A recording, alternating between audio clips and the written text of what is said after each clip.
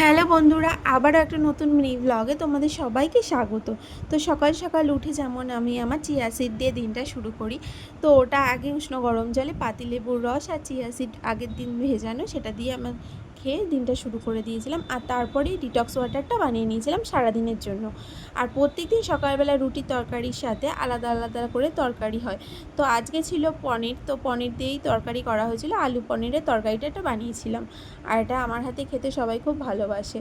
তো এটা বানানোর পরেই দুপুরবেলাতে, মানে দুপুর বলতে ঠিক 11টার দিকে এইটা বানিয়ে নিয়েছিলাম তরমুজের একটা জুস। তো তার জন্য তরমুজের দানাগুলোকে আমি বের করে আলাদা করে নিয়েছি, যতটা পেরেছি ছোট ছোট করে কেটে নিয়ে দানাগুলোকে বার করে নিয়ে একটা জুস বানিয়ে নিয়েছি। আর ওটা বরফ দিয়ে দিয়েছিলাম, খেতে তো দারুণ লাগছিল। আর ওটা খেতে না খেতেই তারপরেই আবার দুপুরে রান্নাবান্না শুরু করে দিই আমরা সবাই মিলে। তো এবার ওটা রান্নাবান্না করা নেওয়া হয়ে গেছে, এবার দুপুরবেলা আমরা খেতে বসে গেছিলাম।